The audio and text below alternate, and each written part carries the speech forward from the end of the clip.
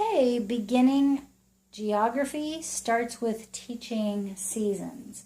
So we're going to talk about books that teach seasons and what to look for in those books, the good, better, and best books. I do want to cover what's on the shelf in this video. We have a video teaching all about colors, animals, books to look for, what to stay away from. This one, Feathers, Fins, and Fur, is another video. My first words and early dictionaries and what to look for and what to grow into. This basket here is about teaching numbers with the quantity and the symbol, what to look for, what to stay away from. Shapes, we have a basket of books that we shared, the good, better, and best books for teaching shapes. And now we're going to cover this basket here, which is about seasons.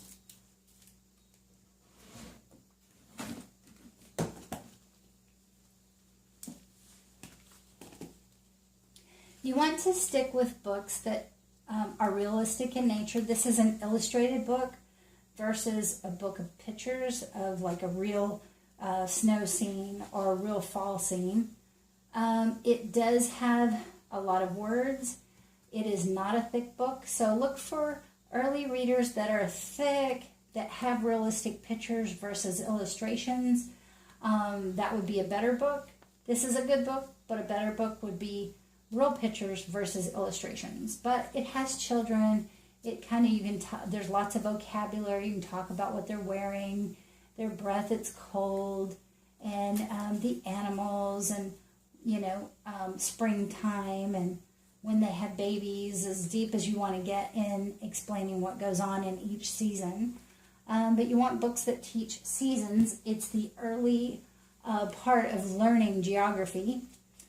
This book is great. It has an illustration of how the earth goes around the sun. And then, just pictures of the different seasons, the vocabulary. This one goes more in depth, so this is a little bit more of an older child.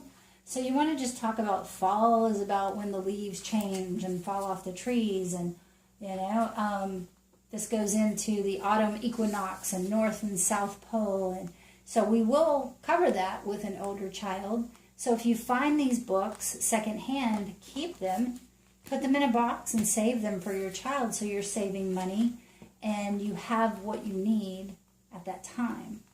So beginning geography is seasons. Another thing you want to look for is a world atlas. When you're talking about seasons and the position of the earth and how that all happens, a world atlas is fabulous because it shows, this one's great, it shows different countries, it shows topography, land mass, water mass, lakes, rivers,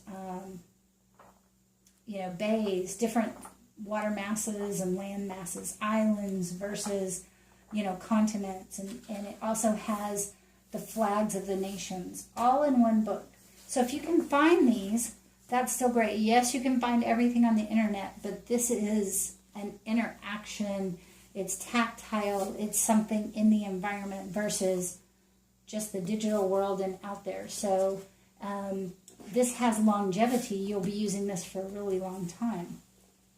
So those are some things that for early geography that have longevity that you want to look for. If you can, secondhand, half-price books or thrift stores to keep your budget lower so you can get more educational supplies for your children.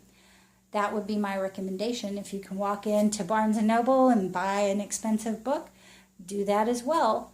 But definitely, if you're on a budget, don't think you can't get something very nice and educational for your child. But look for early books that talk about seasons with real pictures, lowercase words, just a few words, leaves, fall, autumn, that kind of interaction inside the book, so they can have that book as an early reader when they start learning to read and write. I hope that was helpful.